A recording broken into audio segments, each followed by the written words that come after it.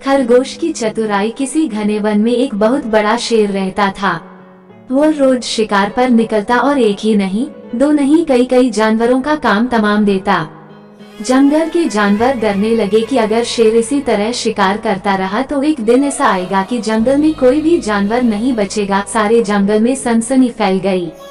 शेर को रोकने के लिए कोई न कोई उपाय करना जरूरी था। एक दिन जंगल के सारे जानवर इकट्ठा हुए और इस प्रश्न पर विचार करने लगे।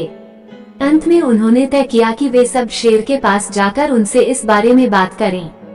दूसरे दिन जानवरों के एक दल शेर के पास पहुंचा।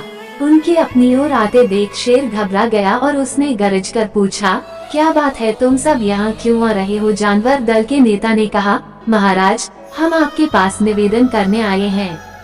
आप राजा हैं और हम आपकी प्रजा। जब आप शिकार करने निकलते हैं तो बहुत जानवर मार डालते हैं। आप सबको खा भी नहीं पाते। इस तरह से हमारी संख्या कम होती जा रही है। अगर ऐसा ही होता रहा तो कुछ ही दिनों में जंगल में आपके सिवाय और कोई भी नहीं बचेगा। प्रजा के बिना राजा भी कैसे रह सकता है? यदि हम सभी मर जाएंगे तो आप भी राजा नहीं रहेंगे। हम चाहते हैं कि आप सदा हमारे राजा बने रहें। आपसे हमारी विनती है कि आप अपने घर पर ही रहा करें।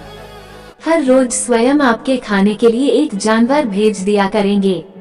इस तरह से राजा और प्रजा दोनों ही चैन से रह सकेंगे। शेर को लगा कि जानवरों की बात में सच्चाई है। उसने पल भर सोचा, फिर बोला, अच्छी बात नहीं है, मैं तुम्हारे सुझाव को मान लेता हूँ, लेकिन याद रखना, अगर किसी भी दिन तुमने मेरे खाने के लिए पूरा भोजन नहीं भेजा तो मैं जितने जानवर चाहूंगा मार डालूंगा। जानवरों के पास तो और कोई चारा नहीं, इसलिए उन्होंने शेर की शर्त मान ली और अपने अपने घर चले गए। उस दिन से हर रोज शेर के खाने के लिए एक जानवर भेजा जाने लगा।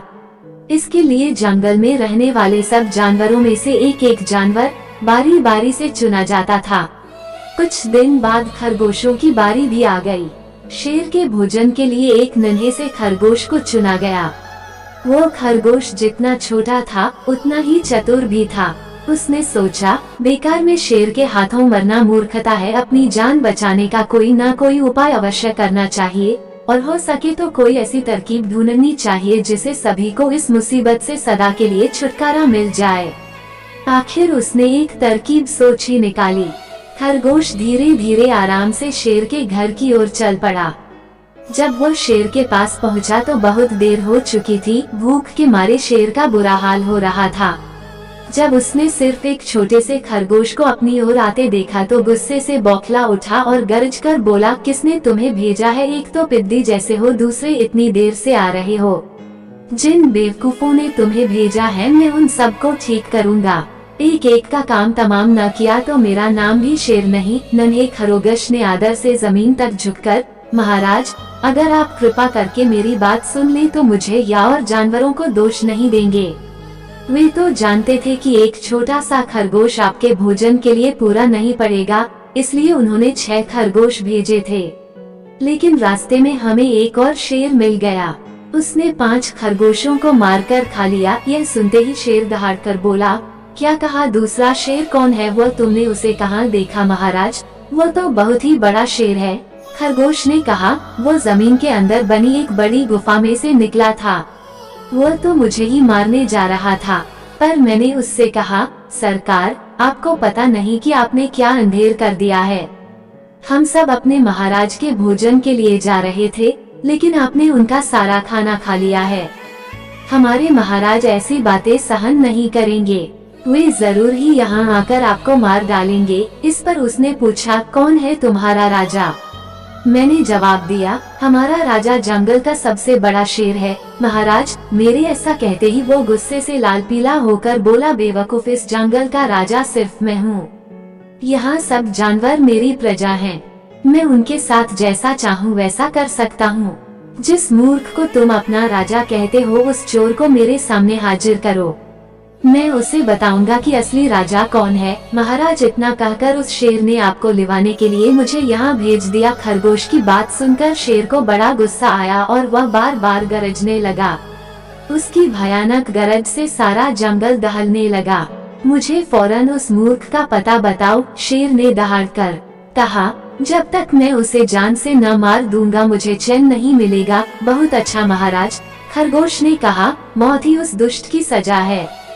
अगर मैं और बड़ा और मजबूत होता तो मैं खुद ही उसके टुकड़े टुकड़े कर देता। चलो रास्ता दिखाओ, शेर ने कहा। फौरन बताओ किधर चलना है। इधर आइए महाराज, इधर।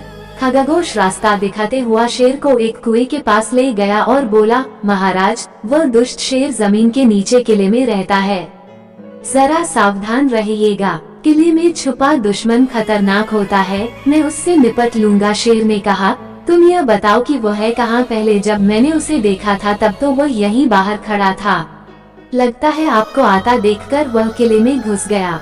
आइए मैं आपको दिखाता हूँ। खरगोश ने कुएं के नजदीक आकर शेर से अंदर झांकने के लिए कहा। शेर ने कुएं के अंदर झांका तो उसे कुएं के पानी में अपनी परछाई दिखाई दी। परछाई को देखकर शेर जोर से दहाड़ा। कुएं के अंदर से आती हुई अपने ही दहाड़ने की गूंज सुनकर उसने समझा कि दूसरा शेर भी दहाड़ रहा है। दुश्मन को तुरंत मार डालने के इरादे से वो फौरन कुएं में कूद पड़ा। कूदते ही पहले तो वो कुएं की दीवार से टकराया, फिर धड़ाम से पानी में गिरा और डूबकर मर गया। इस तरह चतुराई से शेर से छुट्टी पाकर नन्हा खरगोश घर लौटा। उसने जंगल के जानवरों को शेर के मारे जाने की कहानी सुनाई। दुश्मन के मारे जाने की खबर से सारे जंगल में खुशी फैल गई। जंगल के सभी जानवर खरगोश की जय जयकार करने लगे। थैंक्स। हेलो दोस्तों, आप सबको मेरा सलाम, नमस्कार और सत श्री अकाल। दोस्तों, आप लोग मेरा चैनल को लाइक शेयर सब्सक्राइब करें, कमेंट भी करें। धन्यवाद दोस्तों।